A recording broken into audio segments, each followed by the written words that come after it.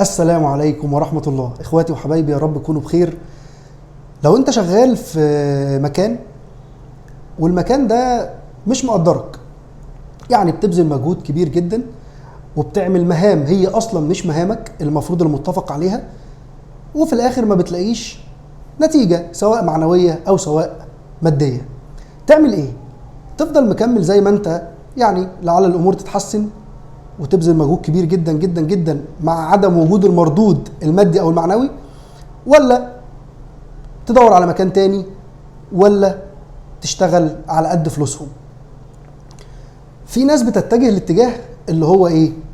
اللي هو اشتغل كتير تغلط كتير، تشتغل قليل تغلط قليل، ما تشتغلش خالص ما تغلطش خالص. فعليا لو انت عايز تفضل في مكانك وما تتحركش منه، اعمل كده. اعمل ايه؟ اشتغل على قد فلوسهم او ما تشتغلش خالص وتحول لمجرد كائن بيروح الصبح الساعة 9 او 10 او 8 وبيرجع من الشغل وشكرا على كده، وانا كده ايه؟ زي الفل.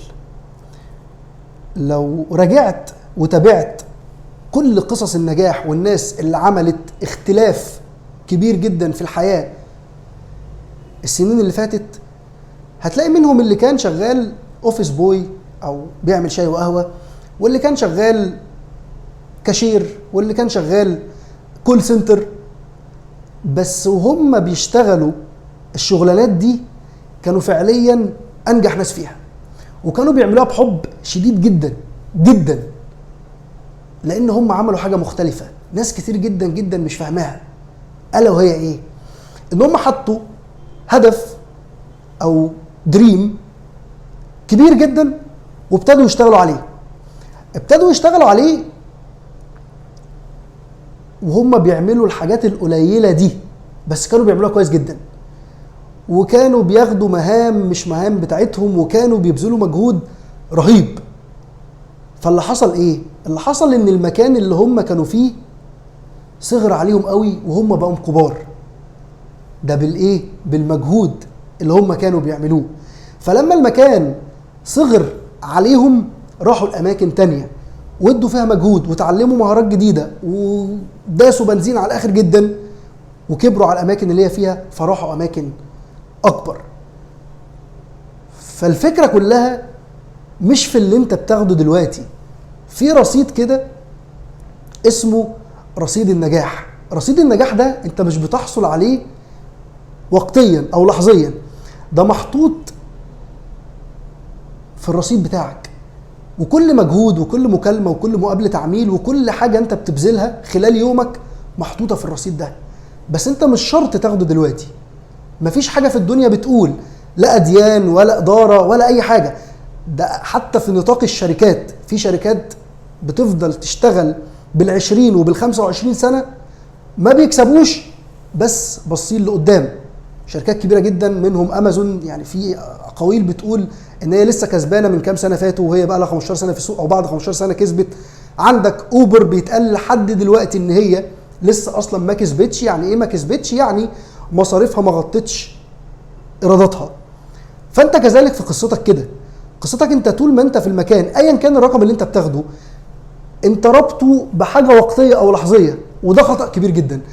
المفروض إيه؟ المفروض إن أنا بحط قيمة كبيرة جدا، بحط هدف كبير قوي، حلم كبير، وببذل كل مجهودي وببذل كل ما في وسعي، وبعمل اي حاجة انا ممكن اعملها، وحتى لو ما بعرفش اعملها بروح اتعلم ازاي اعملها عشان افضل اكبر اكبر اكبر اكبر، فالمكان يضيق عليا فاروح مكان اكبر، فالمكان يضيق عليا فاروح مكان اكبر. فبعد مدة معينة الاقي نفسي قاعد بستمتع بكل الدريمز او بكل الاهداف او بكل الاحلام اللي انا حلمتها وعشتها في يوم من الايام، وهي مش واقع بس دلوقتي بقت واقع.